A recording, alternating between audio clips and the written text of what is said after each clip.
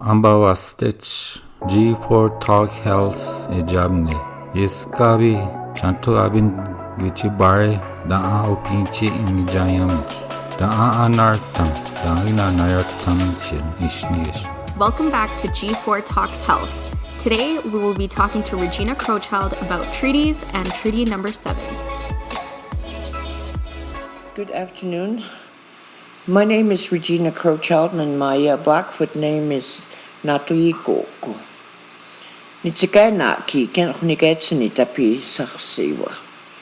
When I was a little girl, my dad was really interested in trying to get our treaty and our rights under treaty to be implemented and recognized by Canada. So as a little girl, my dad knew I was never interested in just being a housewife and a mother and, doing that kind of work.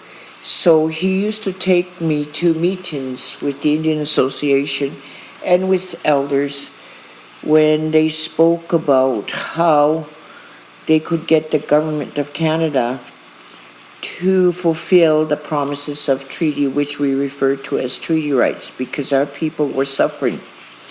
So I would go with him and I would listen, and while I was very young. So I started learning from there. And my dad being so passionate about it, I followed in his footsteps and to try and learn what our treaty is about, and also the effects that it would have, or what was promised under treaty for our peoples to continue their way of life. So I learned that prior to treaty, our peoples, like any other peoples in this world, all the different races in the world, that God, our Creator, gave us our lives, and He gave us a territory, and He gave us a way of life on how to live on our lands and in our territories. So, and this way of life that we refer to as our inherent rights included our languages. We were all given different languages, and our peoples, in their inherent rights, were given their own lawmaking authority, their right to their government systems, their justice systems. They had a right of self-determination where they themselves determined what was good for their people and how they were going to do that. So us as Indigenous peoples, we had our own systems. We also had our understanding of, we had traditional ways of doing things. And we had collective rights, and as Indigenous peoples, those collective rights had to be protected by the whole tribe. And everyone had a role to play. So when the children are growing up, they're born even from the time of their birth, and as they're growing up, they're taught our traditional ways, our customs and our practices, and how we do things, and their responsibilities for the tribe, for all of us. So I started learning that, and then knowing that the British Crown had come to what is now known as Canada, to our territories, to make treaty with us. Then I learned about treaty, what the treaty was all about, and how our treaty number 7, which is with the Blood Tribe, the Blackfoot, Siksika, Piikani, the Nakota peoples from the Stoney tribes, and the Tsuut'ina, who were known as Sarsis at the time, how that treaty affected our way of life. And because we had an oral history, we just learned from our elders, and we passed that information to our children, and they themselves passed that information to their children and the children yet not born yet. And as soon as they're born, they start learning these responsibilities. What we were given and we're nations, and what we were given as nations, we have our peoples, we have our territories, we have a right of self-determination, we had our right to lawmaking authority, we had our governance structures, we had our justice systems, we had our principles and our value systems and all our traditions incorporated into how we did things. And so when the crown came, they never took that into consideration.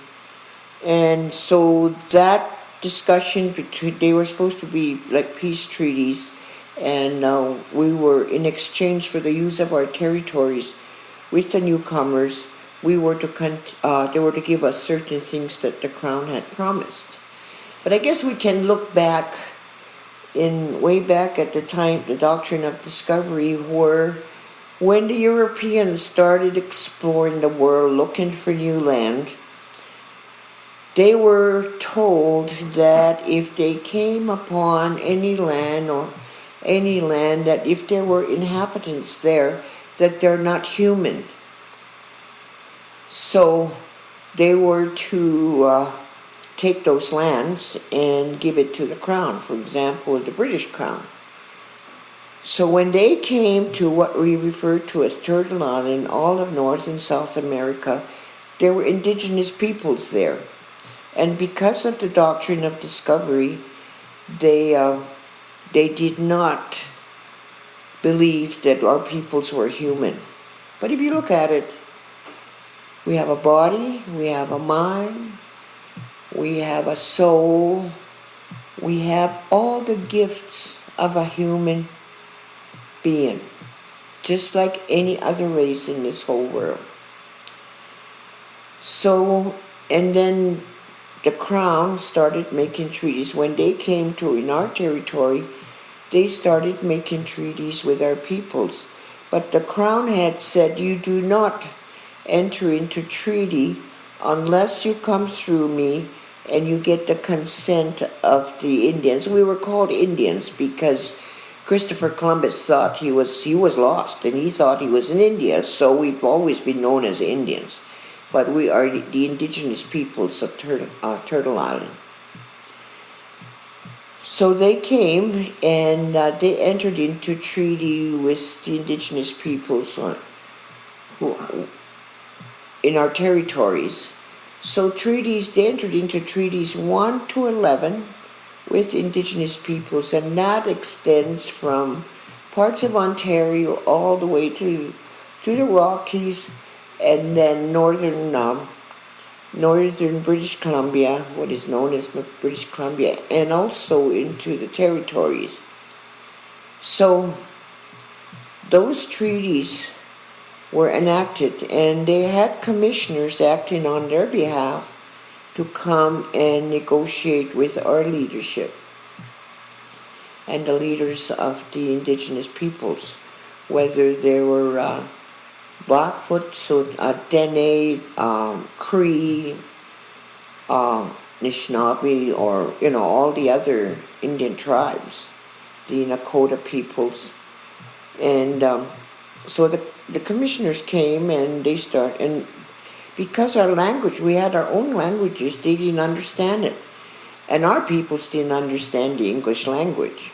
So their goal was to come and enter into treaty and take our territories, our lands, and dominate us, that we are not human beings, just like in the doctrine of discovery, without taking into consideration that we are human beings, that God our Creator,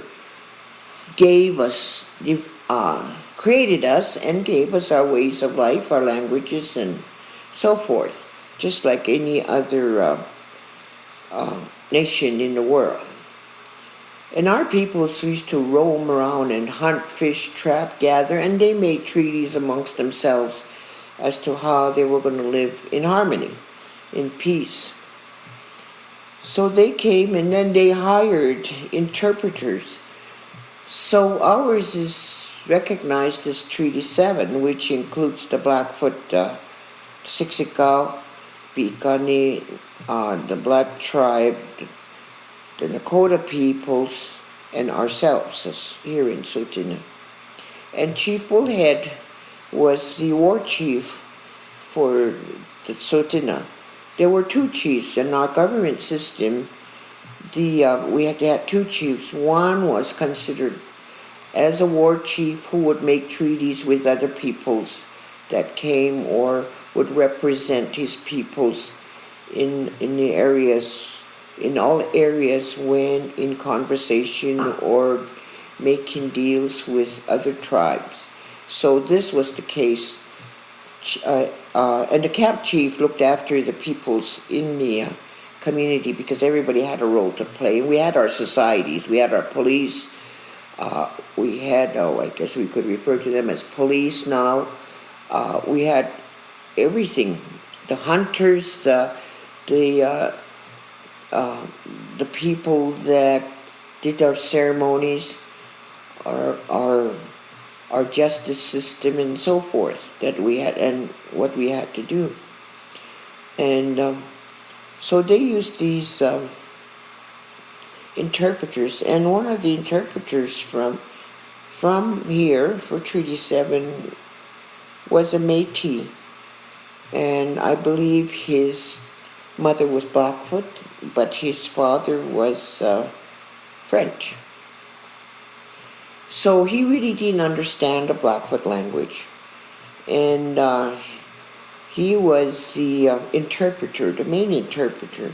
In our languages, it's very difficult to translate it into the English language because you can't capture the true meaning of what we are saying. But it is known today that because the Crown wanted title to our territories, they assumed their title over our territories, and they had to get rid of us as peoples to in order to gain full jurisdiction of the whole territories. And that's the way with us, because otherwise, if we're still here, they can't claim that, and they have to agree. The parties had to agree that we would surrender our territories to the Crown. So in oral history, that was never the case. Our peoples agreed to share our territories with the newcomers, but we were to retain certain portions of our territories to continue our way of life as the Creator had given us. And we were to live side by side without interference. But because they had written those treaties in the English language, which our people didn't understand, didn't know, the English or the commissioners wrote that we had ceded and surrendered our territories to the Crown, which is totally wrong, and that was not the understanding of our peoples. And it was difficult for them to know that because they couldn't read the English language. They couldn't read or write the English language. So it was difficult. So those were done in a manner that was not in respect of what our peoples were saying. And in 1876, prior to 1877, when Treaty 7 was entered into, the federal government enacted the Indian Act. So the sole purpose of that Indian Act was to assume jurisdiction over our territories and to get rid of us, because we are the rights holders to the lands. So that's why under the Indian Act, they took away our right of self-determination and they gave it to the Minister of Indian Affairs, who now has and has been since then control in everything we do. And then they took our lands and our mineral rights, which were never put on the table for discussion, which were never given up.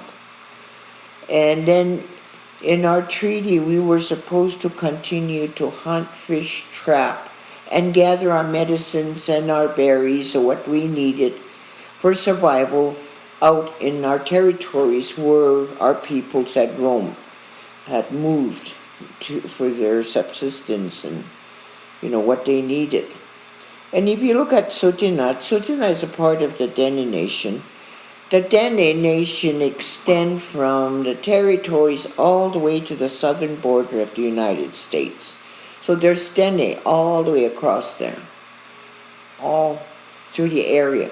So the Dene, including our peoples, moved around. They were free. And this was supposed to continue. And we had relatives in the which is now called the United States, and we were still supposed to travel back and forth freely as we did prior to treaty.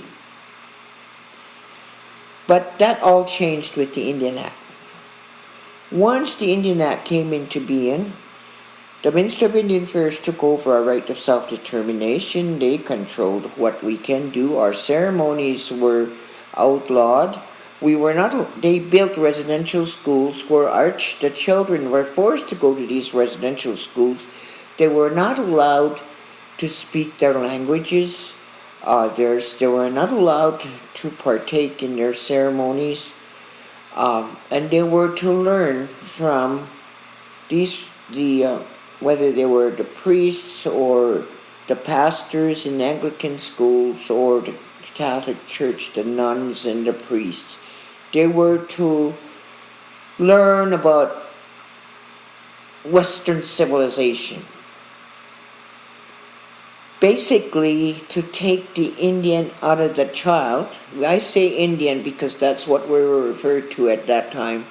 So we don't know our customs, our traditions, our right of self-determination, our rights that our Creator gave us. So they had to get rid of that and dominate us and control us. And so many of our peoples went to residential school, and the federal government was to be providing the necessary financial resources to look after these children that were in the residential school, to feed them, to take care of their medical needs, to house them for clothing, whatever. But the federal government never gave enough monies to these residential schools. So many of our people died from malnutrition, from medical issues. Also, there was a lot of sexual abuse, mental abuse. So they were doing away with our peoples that way. And the child never learned who they were, what their history is, what they were all about, their traditions and customs. And also they did, under the Indian Act, when our women married a non-Indian, and I'll say Indian because that's what we refer to throughout, when a woman married a non-Indian, they took them off the list. And Canada started a registration list. At the time of treaty, our leadership, our chiefs and our headmen had and our peoples had complete jurisdiction over their peoples as to who can be a member of their tribes or of their nations. And they identified their peoples. So because of the promises of treaty, like for example, the $5, the annuity payment, in the treaty they agreed that we would get, each one of us would get $5, and it's different amounts down east compared to us. It's different. But the chiefs and our headmen would say, these are my people, and they would identify them. So each one would be given that $5. Now that $5, according to our understanding, is just a greeting gift. It's not for the sale of our lands, our territories, or our jurisdictions, our rights as peoples. It was just a greeting gift because that's a custom and tradition which still carries on today. When you ask to meet with someone, you bring them a gift. And that's a part of our ways. So that happened. So we had complete jurisdiction over our citizens, whether through marriage, through birth, through adoptions, through transfers of any kind. And they had complete jurisdictions. But so we had treaty cards which laid out some of the promises of treaty, like health, education, economic development, crossing the international border that Canada and the United States put in, and other things. And then when a child was born, their parents had this treaty card. It was automatically transferred, included the child that was born. So that was what was going on. So to get rid of that, Canada in 1951, September the 4th, I believe, or 3rd, in 1951, did away with those treaty cards, and they enacted the status card. So there's a big difference between the status card and the treaty card. The government took those lists from the pay lists for the $5, and they developed an Indian registry, saying who's a Tsuut'ina, who's a Blood Indian, who's a Sixkaekwan, so forth. And they took those names down and they set up the Indian registrar. So and then they took away, and so they set out this registrar and did away with our treaty cards. So they did away with our complete jurisdiction over our citizenship and our own jurisdiction over who can be a member of our tribes or our citizens. So they took control of that. So if you look at it, any Indian that was the last Indian that was born before September of that day, the creation of the status card, when that last person dies, then there'll be no more treaty Indians. That's another form of getting rid of our peoples. And then in the 60s, they started taking away our children at birth. And we refer to that as the 60s scoop. And these children, these babies, were adopted into non-Indian families where they had no way of learning who they are, their language, their identity, their way of life, as according to what the Creator had given us. So they had no way of learning that. And they were lost.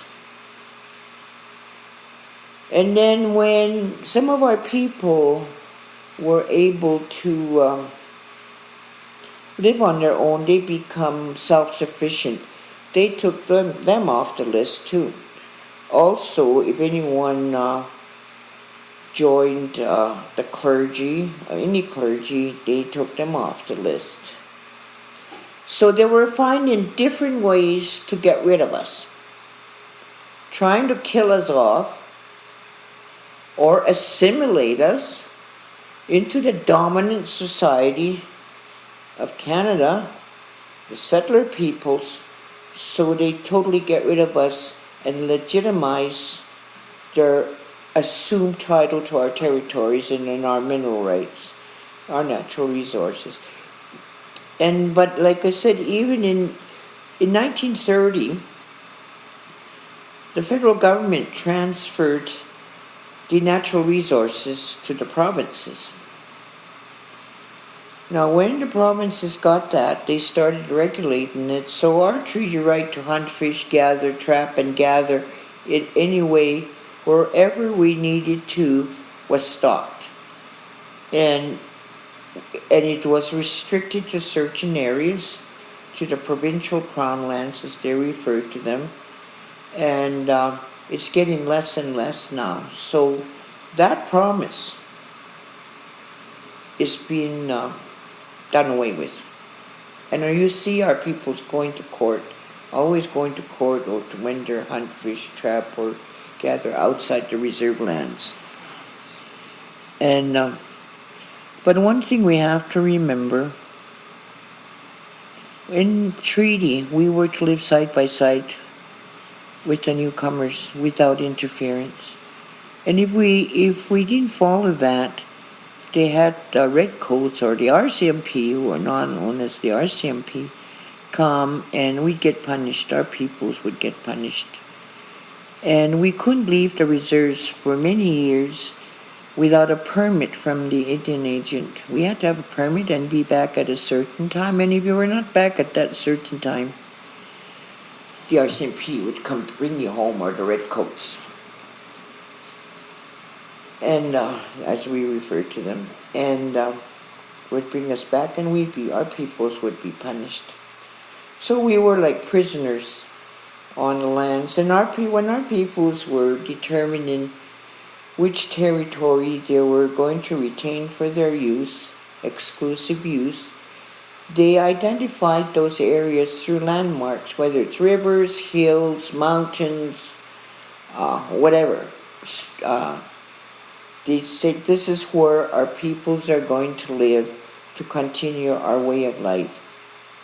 And there will be no interference from the settler peoples, and which Canada has since the time of treaty, because of the Indian Act, have interfered in our lives with their legislations, and they did away with our right of self-determination. So they just wanted to get rid of us. And today, when we look at it, the province of Alberta was enacted, or was developed by Canada, was created by Canada after Treaty 6, 7, and 8 were entered into within the region of Alberta. It wasn't called in Alberta until 1905. So that's when Alberta was created. And then they were given the natural resources and the mineral rights from the federal government, which they regulate and have legislations on. So, and they've interfered in our lives as well, through their legislations, until some years ago when our nation started developing their own laws and started a certain jurisdiction over matters that pertain to their peoples and their territory, their lands.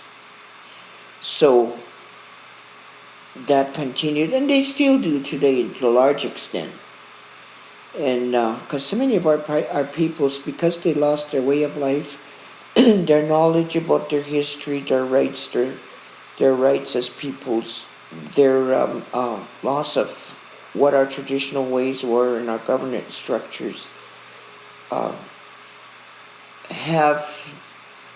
it's been slow for them to set up their own governance systems. So the treaty really bothers us in a way that it's not implemented according to its spirit and intent. And in order for us to do that, we either have to go to court, or we try and go through a political process with the federal government, which is very difficult because their idea is that we're nobody and they can only delegate authority to us because we're not human. And they decide what we can do and what we cannot do, which is totally wrong, and from our perspective. So it's been a struggle.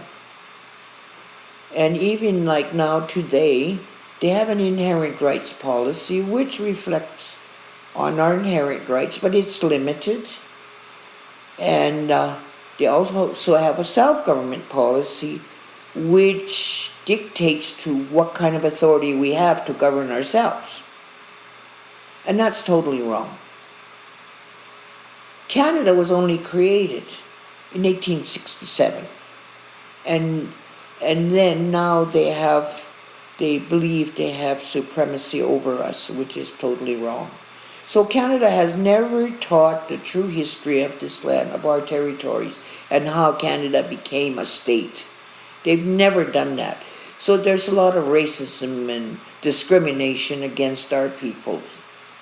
But in the treaty, in addition to our own systems for health, education, economic development, for our right for our hunting, fishing, trapping, our right to do anything. In addition to that, those promises of treaty was supposed to be given to us so we can continue our way of life plus enjoy those benefits or those promises so we can coexist and enjoy the economics of the settler peoples. But that it's very limited, so because Canada controls that. And all the governments of Canada have that same attitude. And in even 1982, in the Patriation of the Constitution Act, there's a section there that says, Section 35, to recognize and affirm treaty and Aboriginal rights. And when we talk about Aboriginal rights, we're looking at our inherent rights. That section of the Constitution Act is to remind Canada that there's treaty and inherent rights of our peoples. So that's where they're developing these laws or these processes to get rid of the Indian Act. So they're creating these processes and they're getting to us one by one through each tribe, making these agreements to continue giving them the authority and jurisdiction over us. It's a sad situation. And our people need to regain that knowledge and understanding of who they are as the Creator has given us this life. And our ways, our traditions, our lawmaking authority, our governance structures, our customs and our practices. We need to learn that. So because we don't want to become these municipalities that the federal government wants to make us into. A few years ago, Justin Trudeau was meeting with the economic officers from the provinces, and he said, we have the federal government, the provincial government, the municipal governments, and then we have the Indian governments, implying that we are subordinate to all these governments. And that's wrong. That's how they want to treat us. Keep suppressing us. And there's a lot of mental health issues because of the residential schools and because of the way Canada treated our peoples. You know, that we've never had the proper health systems to deal with all these issues that our people are facing. And when they had all those when they were treated in residential schools and the treatment of Canada over the years, many of our people resorted to alcohol and now drugs because they're lost and they don't know who they are, what their history is, what their rights are. And they haven't been able to get the proper mental health services to deal with the traumas that they have over the years. So that's carried on from one generation to another.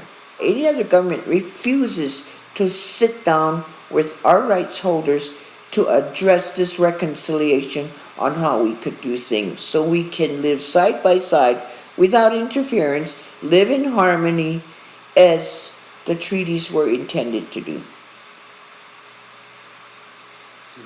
So it's a sad situation.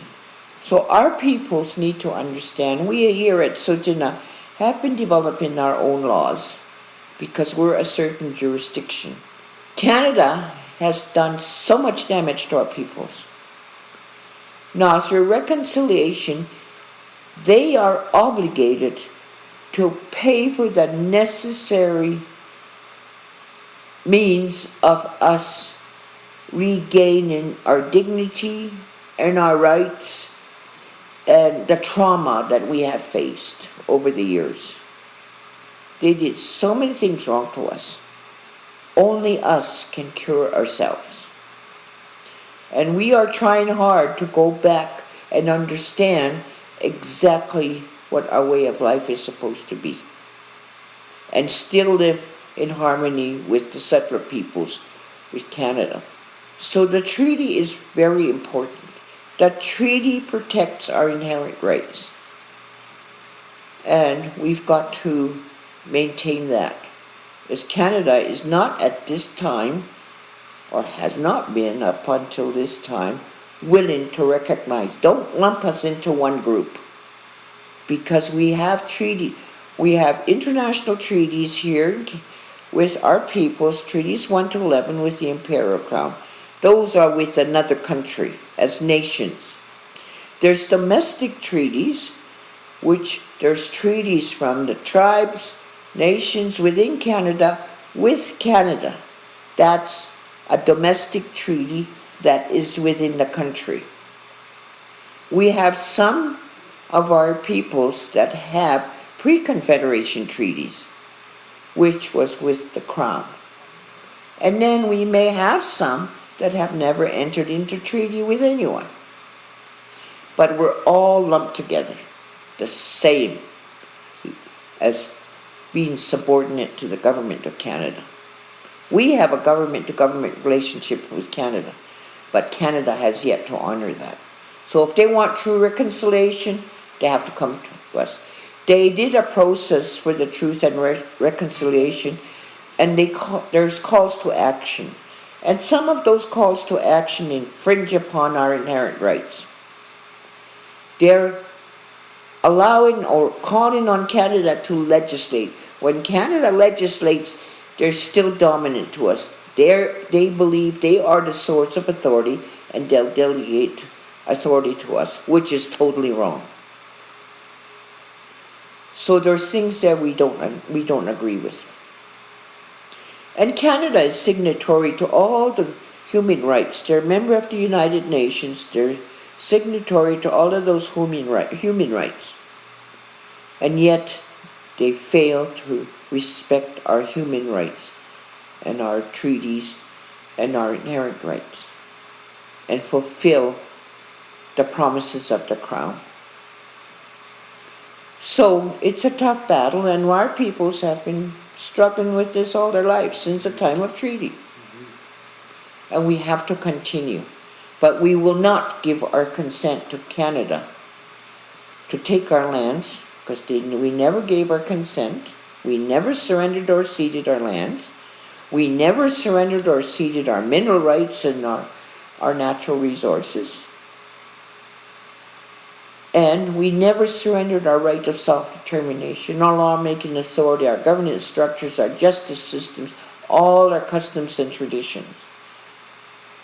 We will get to that stage. Canada has never lived up to the promises of treaty, which was delegated to them by the Crown to look after. When our peoples entered into treaty with the Imperial Crown, and they were forced to touch the pen, and they were forced to sign the written text of the treaty, they had no knowledge of what was included in that treaty. So that's why we have a different interpretation of what the treaty is as compared to what Canada believes it is, or the Crown believes it is. We entered into treaty. We did not sign away all those things that were put into the written text of the treaty. There are some things that reflect what our people understand, but when it comes to our lands and our territories, our mineral rights, those type of things, our right of self-determination, we never surrendered that. So there's a difference between signing treaty. Our peoples would have never signed that treaty or signed that document, written text, which was pre-written in the English language, if they understood how Canada was manipulating them and cheating them. This is fraud. I did talk about them coming to us so we could, and I talked about the wrongs they did to us, and I said they should pay for all those wrongs they did to us. And that includes giving us the money to teach our children and our peoples that, who we are, our identity. Our identity and what our customs and traditions are, what our languages are, because so many of our people lost their language and now are speaking the English language or other languages. I think some speak French down east. But our people speak English, so we have to revive that language that our Creator gave us. So there's many wrongs that Canada did to us. Now, true reconciliation is Canada needs to pay for those so we can cure ourselves, help ourselves, and live in harmony with them. And they need to teach it in the schools. And if teachers are going to teach it, they need to hear our perspective, our understanding of treaty, not just a Canadian view. Under treaty, that there will be always Indians, our peoples, and our lands.